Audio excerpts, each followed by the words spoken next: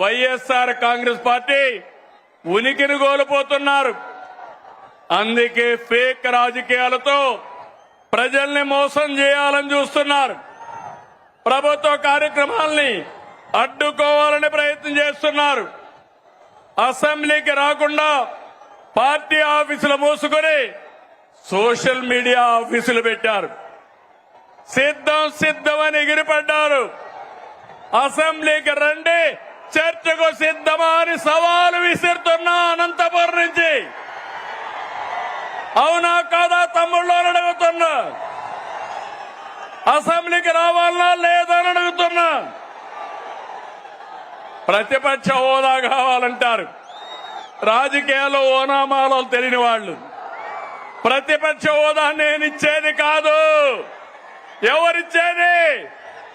ఎవరిచ్చేది చెప్పండి. మీరిచ్చేది ప్రతిపక్ష హోదా. ముఖ్యమంత్రి పదవి ఎవరిచ్చారు? నాకు ఎవరిచ్చారు? తమ్ముళ్ళు, మీరందరూ కలిసి ఆ నాయకుడికి ఒక క్లాస్ తీసుకోవాలా?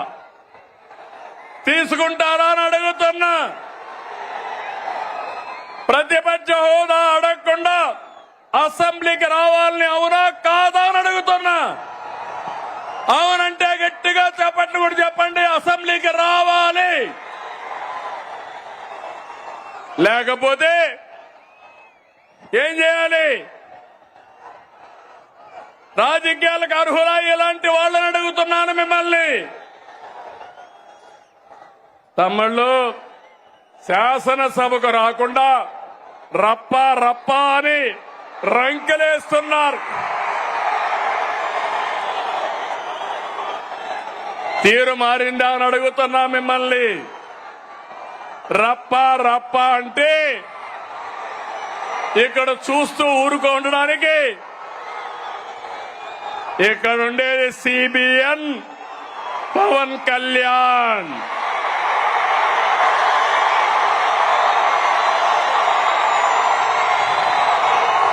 సోషల్ మీడియాలో పోస్టులు పెట్టి ఆడబిడ్డల్ని అవమానిస్తే కబద్దార్, జాగ్రత్తగా ఉండండి. అవమానించిన 5 నిమిషాల్లో మీ చొక్కా పట్టుకునే మా పోలీసు సిద్ధంగా ఉంటారు.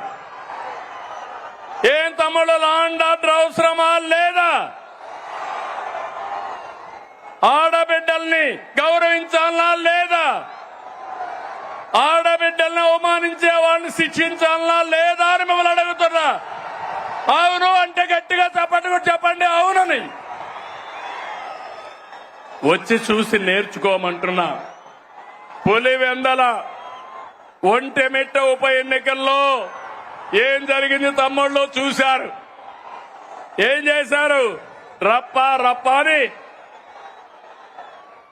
ఆడిచ్చారా లేదా అని నేను అడుగుతున్నా. బెండు తీశారు. ఈ విషయం గుర్తుపెట్టుకోవాలి.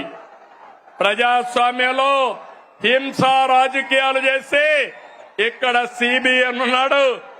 మీరు ప్రపంచంలో ఎక్కడ దాక్కున్నా దోషులను తీసుకొచ్చి చట్టం ముందు నిలబెట్టే బాధ్యత నాదని మరొకసారి హామీ ఇస్తున్నా. తమ్ముళ్ళు, వైసీపీ నాయకుడిది ధృతరాష్ట్ర కౌగిలి. ఎవరైనా పొరపాటున ఫేక్ మాటలు నమ్మి యామారితే ధృతరాష్ట్ర కౌగిలికి బలైపోతారు.